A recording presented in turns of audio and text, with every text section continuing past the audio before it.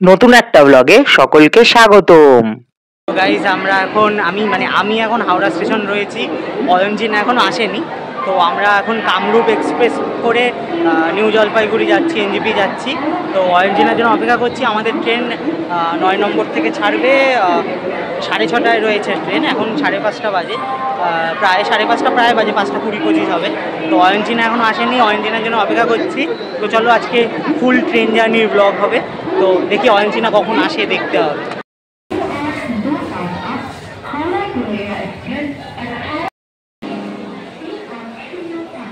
এই যে গাইস এত দেরি করে এসেছে, তাও মনে কোনো রিগার্ডস নেই।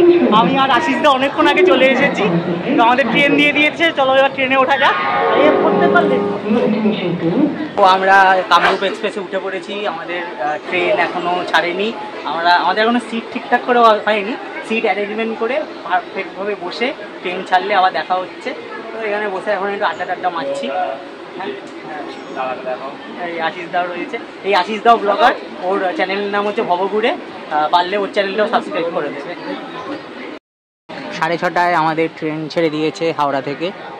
আমাদের ট্রেন এই যে ছেড়ে দিয়েছে। এখানে অয়নজিনা বসে আছে, এই যে, আর আশিস দা এখানে বসে আছে, আমি এখানে বসে আছি। এই যে এই সবে ট্রেন ছাড়লো, এখনো হাওড়া স্টেশন ক্রস করেনি। যাই হোক, চলো আবার পরে দেখা হবে। তো আমরা এখানে ঝুড়ি ভাজা খাচ্ছি, ঝুড়ি ভাজা কিনে নিয়েছি, তিনজনেই ঝুড়ি ভাজা খাচ্ছি আরামসে বসে। আর ট্রেন তো চলছে, হাওড়া স্টেশন অনেকক্ষণ পেরিয়ে গেছে, ঝুড়ি ভাজা খাচ্ছি। তো ঝুড়ি ভাজা শেষ হয়ে যাওয়ার পর আমরা এখন এই যে লটি চকোপাই খাচ্ছি। তো মজা হচ্ছে বেশ, খেতে খেতে জার্নি করছি, ট্রেন জার্নি এনজয় করতে করতে যাচ্ছি, মজাই মজা। তো এখানে অয়নজিনা জোরে গান চালিয়েছে, জানি না এই ক্লিপটাতে কপিরাইট আসবে কিনা। যদি আসে তাহলে এখানে ভয়েস ওভার দিয়ে দেবো। যাই হোক, এখানে অয়নজিনা গান চালিয়েছে, হেভি এনজয় হচ্ছে, কিন্তু ট্রেন জার্নিটা বেশ ভালো এনজয় হচ্ছে। তো এখন ব্যান্ডেল স্টেশন এসছে, আর আমি আমার সিটের উপরে উঠে গেছি, মানে যেখানে আমার যে স্লিপিং বার্থ যেটা, সেটায় উঠে পড়েছি। আর অয়নজিনা এখন ওখানেই বসে আছে। এই যে অয়নজিনা এখানে বসে আছে। ফার্স্ট স্টপেজ ব্যান্ডেলেই দিয়েছে, মানে হাওড়া থেকে ছেড়ে সবে এখন ব্যান্ডেলেই দিল ফার্স্ট স্টপেজ। আমাকে না দিয়ে একা একা চা খাচ্ছে। এই যে কীরকম লোকজন, আমাকে একবার জিজ্ঞেস করার প্রয়োজনও বোধ করেনি যে আমি চা খাবো কিনা। এই যে চিনে রাখুন, এর নাম অয়নজিনা। তাকাও, হ্যাঁ এই যে দেখুন, দেখেছেন তো, মুখটা দেখে রাখুন। একবার জিজ্ঞেসও করলো না। এই যে আবার দেখাচ্ছে, দেখিয়ে খাচ্ছে। এই যে দেখিয়ে খাচ্ছে। হ্যাঁ, জিজ্ঞেসও করলো না চা খাবে কিনা, খাচ্ছে দেখো না চাটা, বাবা। তো আমি আবার উপর থেকে নিচে নেমে পড়লাম। আর এইদিকে ট্রেন একটা অন্ধকারের মধ্যে দিয়ে বেশ সুন্দর জায়গা দিয়ে যাচ্ছে। আর একটু ঠান্ডা লাগছে, হালকা হালকা কিন্তু ঠান্ডা লাগছে। তো এখন অম্বিকা কালনা স্টেশন এসছে। এই যে অম্বিকা কালনা দেখা যাচ্ছে।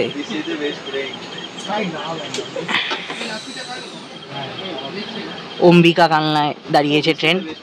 এইদিকে পড়েছে, এইদিকে প্ল্যাটফর্ম পড়েছে, এদিকে নেই, আমরা বসে আছি। এর পরের স্টপেজ মনে হয় নবদ্বীপ ধাম। তো ভাবছি আমরা এবার চিকেন প্যাটিস খাবো, মিয়ামরে থেকে এখানে এই চিকেন প্যাটিসটা খাবো। খাওয়া দাওয়া কিন্তু চলতেই থাকছে, ট্রেন জার্নি মানেই কিন্তু মুখ চলবে, পেট ভর্তি থাকবে। তো আমরা এখন চিকেন প্যাটিস খাই, হেভি ব্যাপার। তো আমরা এখন চিকেন প্যাটিস খাচ্ছি, এটা সন্ধ্যে স্ন্যাক্স হিসেবে। আমি আর চিকেন প্যাটিস। নবদ্বীপ ধাম স্টেশন এসছে, নবদ্বীপ ধাম। এই যে এইদিকে নবদ্বীপ ধাম, এইদিকে স্টেশন পড়েছে, আবার এইদিকে স্টেশন পড়েছে। আর অয়নজিনা এতক্ষণ গান শুনছিল, এখন গান ফান বন্ধ করে ফোনে মনোযোগ দিয়েছে। হ্যাঁ, এতক্ষণ আইফোন ছিল, এখন একটা স্যামসাংয়ের ফোন নিয়ে বসেছে। আর এবারও এইদিকে স্টেশন পড়েছে, এই যে নবদ্বীপ ধাম। এখন আমরা রয়েছি নবদ্বীপ ধামে। তো এই যে আমাদের রাতের ডিনার চলে এসছে, ফ্রাইড রাইস আর চিলি চিকেন। এই যে ফ্রাইড রাইস আর চিলি চিকেন। আর এই যে অয়নজিনা এখানে বসে পড়েছে, অয়নজিনাকে দেখা যাচ্ছে, হ্যাঁ যাচ্ছে, এই যে অয়নজিনা এর দাগাও দেখতো, হ্যাঁ। আর এই যে অয়নজিনারও ফ্রাইড রাইস চিলি চিকেন। তো আমরা এখন ডিনারটা করে নিই, চলো। অয়নজিনা পাখায় কেটে গেছে, ঠিক আছে।